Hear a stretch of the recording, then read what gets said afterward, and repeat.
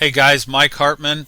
We're talking Facebook today, and a lot of my previous videos we've talked about all kind of different things with Facebook. We started off and we talked about um, why you should have a Facebook business page or fan page. We've talked about how to start one, kind of a lot of the just the ins and outs of how to go about doing it.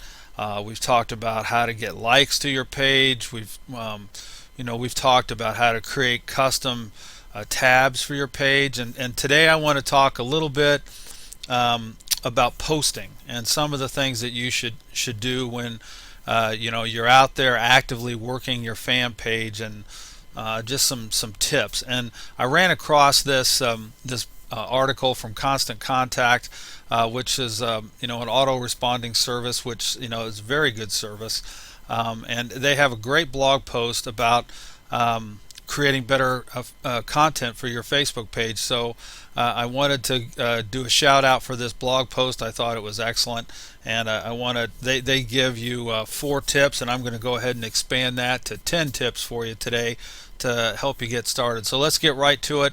The first tip that they talk about is down up here: the length of your Facebook post matters, and it really does. And what they say is between 100 and 250 characters receives 60% more likes.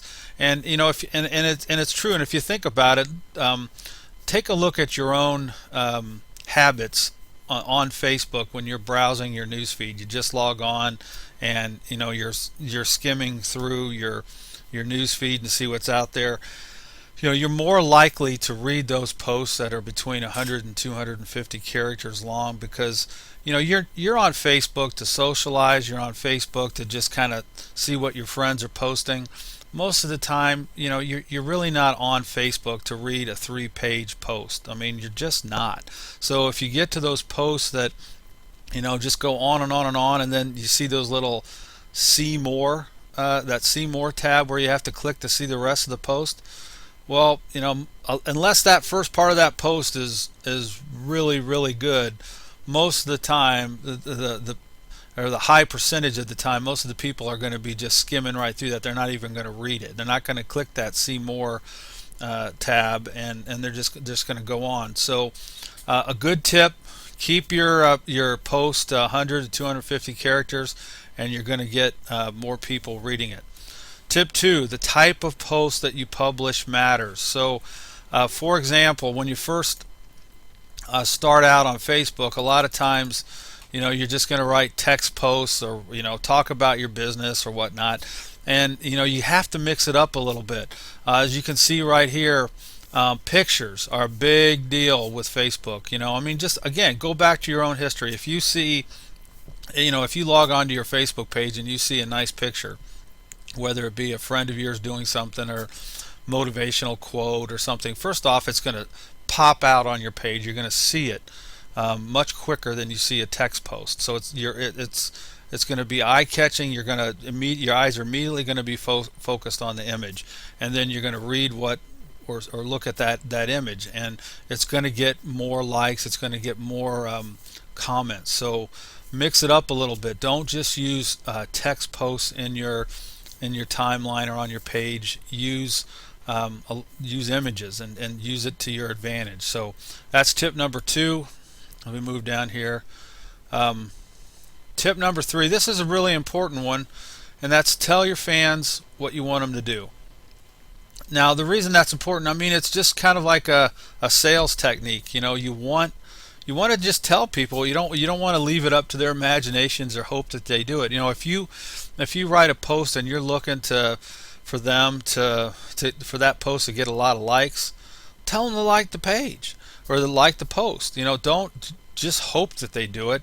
And the way you do that is, let's say you have an image that you want to share. Say it's a funny image of I don't know, you're a family member doing something, or you see a funny picture of an animal doing something, and your whole goal is to get as many likes as you want.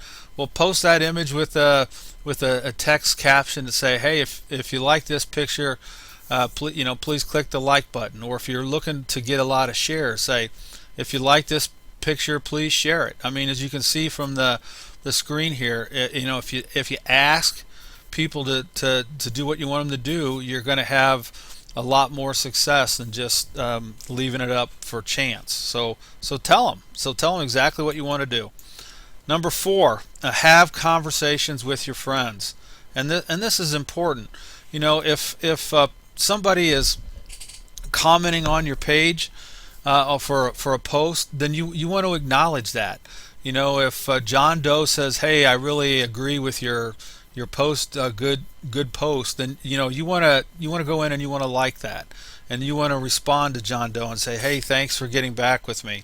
You want to make people feel like they're just that they're important, and that they're actually responding to a person on the other side.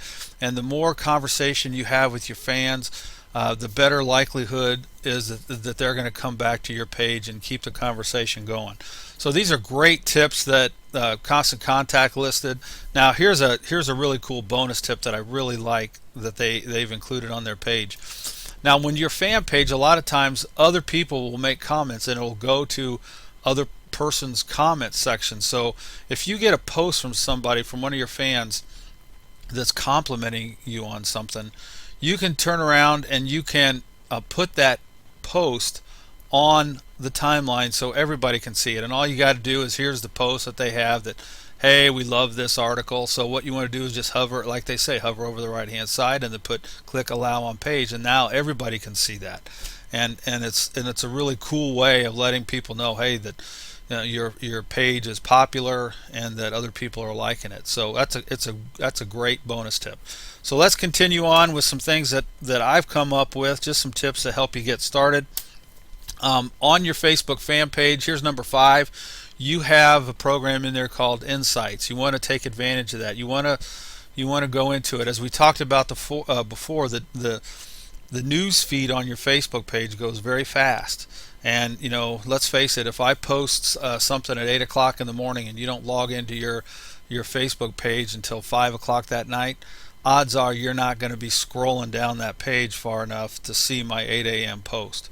So you really want to pay close attention to your Insights section, and you can go in there and find out what time of day most of your fans are getting on Facebook. And you want to take advantage of that. If you find out that 70% of your fans are on Facebook at 1 o'clock in the afternoon, well then you want to post at 1 o'clock in the afternoon, because that's when your audience is looking at your page and is on Facebook. So take advantage of that.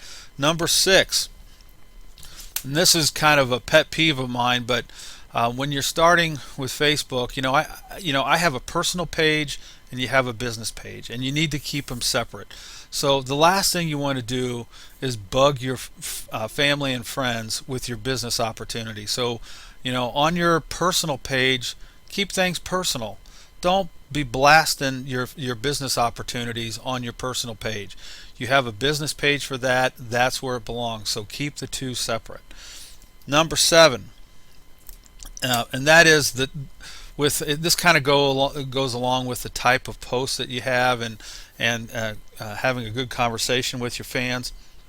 But on your business page, don't be a page that every single time you post something about your business opportunity and you just spam your page with your business link. You don't want to do that. You want to develop relationships with your fans, and you want to post comments about what you're thinking about that during the day, interesting images. You only want to really talk about your business opportunity about 10% of the time.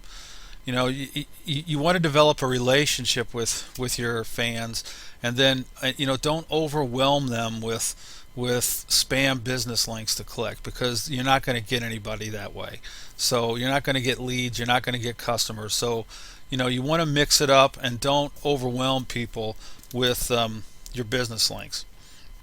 Number 8, I think we're on number 8, and that is going back to Insights again, and that is the thing you want to look at is the gender of your audience. And what I mean by that is you can go in, and Facebook is great because it'll tell you the age of the people on your page and the sex. So you want to look at that. Obviously, I mean, if you have a page that 90% of your fans are women between the ages of 26 and 35, well, you're going to want to make sure that you make posts that they're going to be interested in.